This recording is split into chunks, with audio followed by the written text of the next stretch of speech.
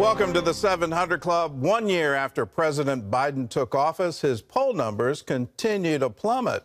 A new survey finds that only 28% of Americans want him to run again in 2024.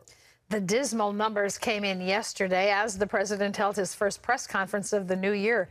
He took questions covering a wide range of topics, including a possible Russian invasion of Ukraine. George Thomas has more. President Biden's press conference lasted almost 2 hours, fielding a host of questions from the economy to dire inflation numbers, the bungled Afghanistan withdrawal, and the ongoing COVID crisis. But a good chunk of the time was spent on the escalating tensions between Russia and Ukraine. Biden believes Russia's President Vladimir Putin is planning to attack Ukraine.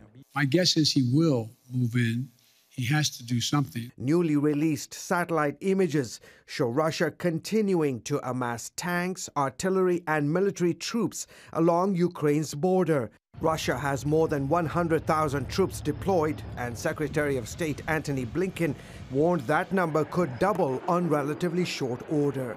While Biden warned Putin of serious consequences of invading, he seemed to imply that a smaller incursion into Ukraine would not prompt massive sanctions. It's one thing if it's a minor incursion and then we end up having a fight about what to do and not do, etc.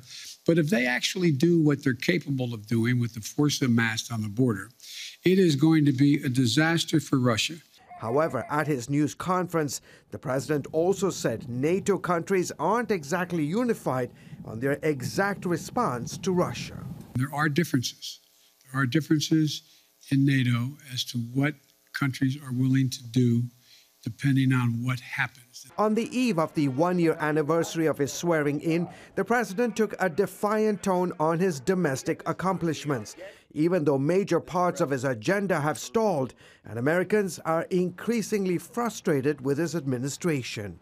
Can you think of any other president that's done as much in 1 year? Name one for me.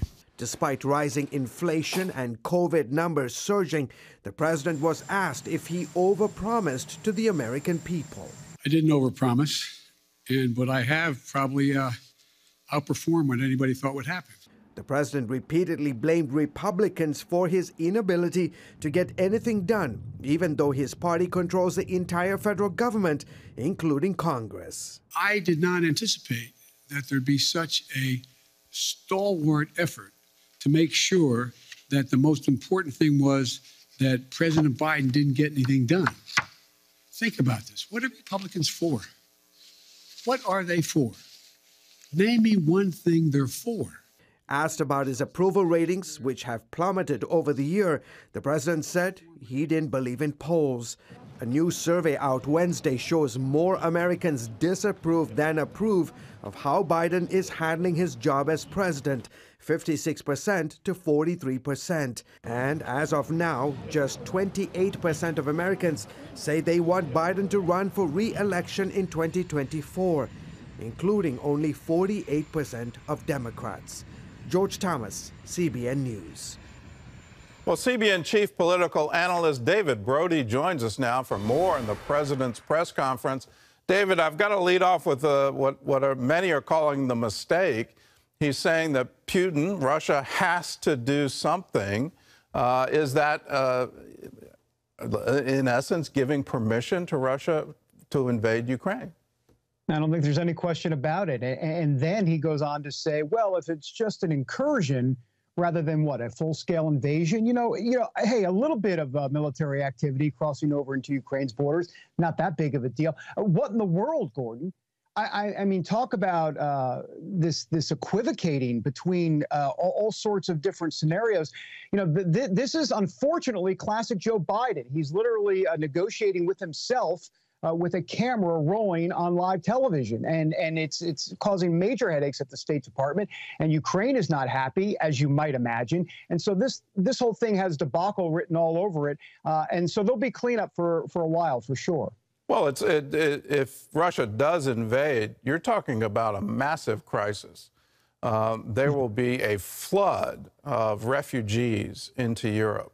That's just the beginning of it. And then the devastation to Ukraine, Russia's air superiority, their troops won't have a chance.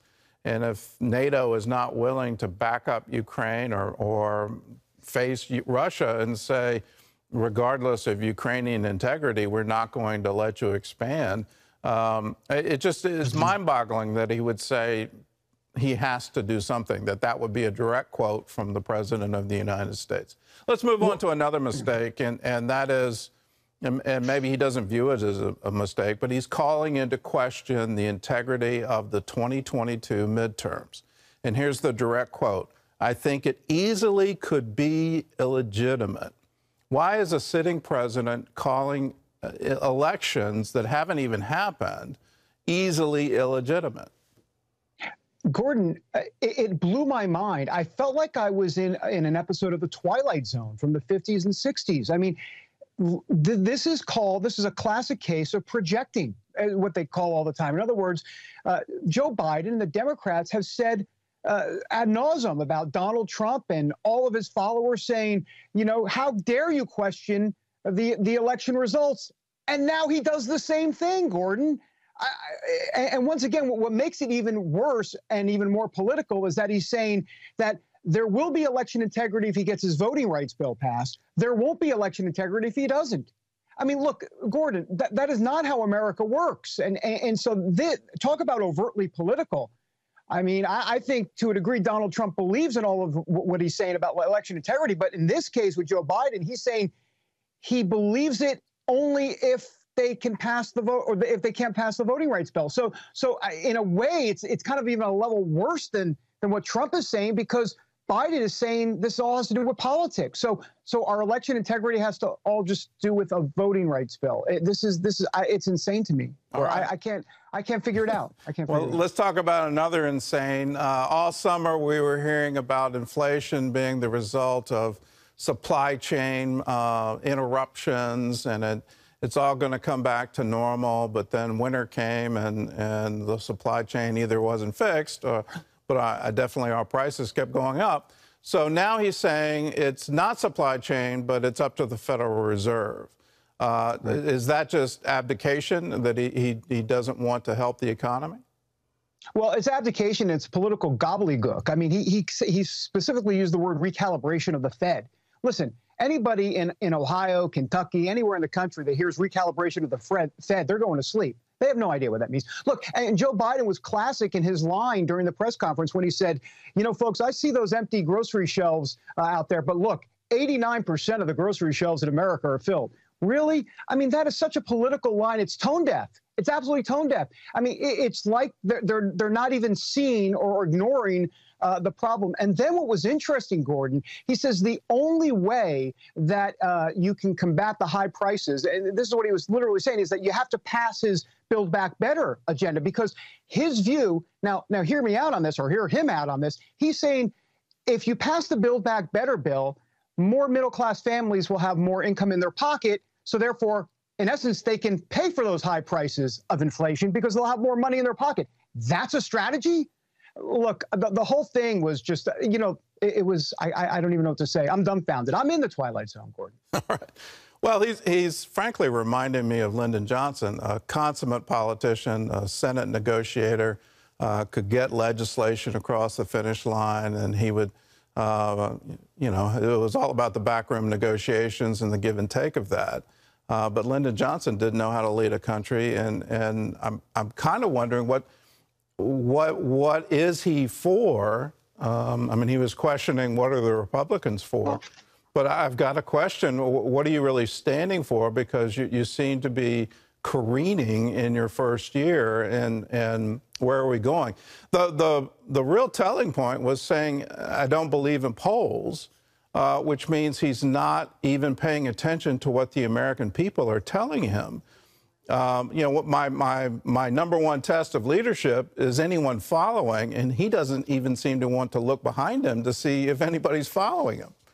Well, that's exactly right, Gordon. If you look at independents, let's forget the right, forget the left for a moment. Just look at independents. 60% approval of independents when he started. It's now at 33%. So, look, if you're not going to look at any poll numbers, fine, on the right and the left. Look right in the middle. And you've got real problems. He never addressed the vaccine mandate issue. at all in the press conference. It wasn't even asked, but he didn't address it anyhow. The point is that independents are frustrated with these vaccine mandates. You know, we talk about COVID and the science and everything. What about the mandates? So if you're going to help yourself politically, you would think you would have to address that if you want to bring independents back in the fold. This has just been really a problem for a while, and I'm not quite sure how he recovers at this point. Well, David, thanks for the insight. I'll tell people at home the number one thing we need to do right now is pray for this man.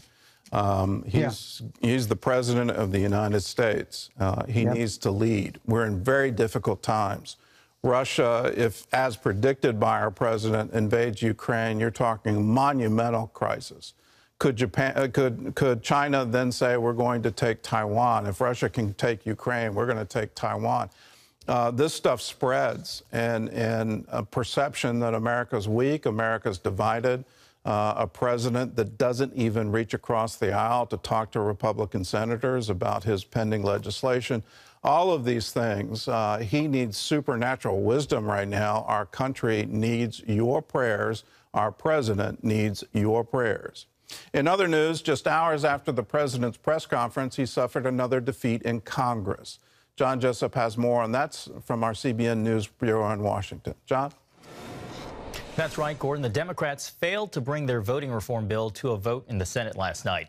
All 50 Senate Democrats supported the bill, but 2 of them refused to change the filibuster rules, or the Senate rules, to overcome a Republican filibuster. Arizona's Kyrsten Sinema and Joe Manchin of West Virginia bucking the party line and voting no. Manchin explained his position on the Senate floor. But I believe with every fiber in my body that every eligible citizen of voting age should have the right to vote and be protected by law. But that's not what we're debating right now. I think we all know that. Right now we're debating a fundamental change in the Senate rules that will forever alter the way this body functions. Democrats say voting reform is needed to push back against changes in several Republican-led states to tighten election rules. Republicans say the Democrats' bill is a power grab to nationalize elections, both sides claiming it's an attempt to tip the balance in their favor. Well, the East Coast is bracing for another round of nasty winter weather, with ice building up from Georgia through the Carolinas later today. Friday, the storm's expected to bring more ice and heavy snow to North and South Carolina and Virginia. AccuWeather predicts the storm will drop 6 to 12 inches on Virginia Beach overnight Friday. About ½ inch of ice is expected to accumulate in some areas of the southeast, downing trees and power lines and making for risky travel on the roads. Well, an annual report on the persecuted church announced a major change Thursday. Each year, Open Doors USA publishes its list of 50 countries where Christians face the worst persecution. For 20 years now, North Korea has topped that list at number 1. This year, a seismic shift. Afghanistan has taken its place as the world's worst persecutor. Speaking on CBN's Global Lane, Open Doors president and CEO David Curry explained why. It's the number 1 perpetrator of violence and pressure and discrimination against Christians in the world. North Korea hasn't gotten better. Afghanistan's gotten worse. The violence, the tracking of Christians, the killing of Christians. This is, unfortunately, I'm afraid, what we're going to come to expect from Afghanistan in the future. 1 in 7 Christians worldwide face persecution for their faith in Jesus. That's about 360 million people. For reference, that's about 30 more million people than the population of the United States. 7 of the top 10 countries on the World Watch list experience some level of Islamic radicalism.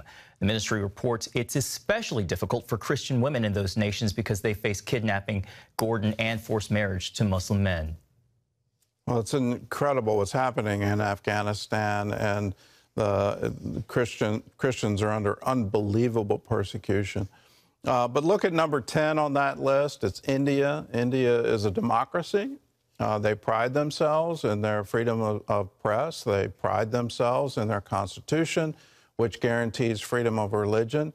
But that democracy, which has the largest voting of any country on the planet, they are moving increasingly to a radical form of Hinduism that excludes all other religions. And the current persecution of Christians, which number in the tens of millions in India, is truly alarming. And is there true freedom in India?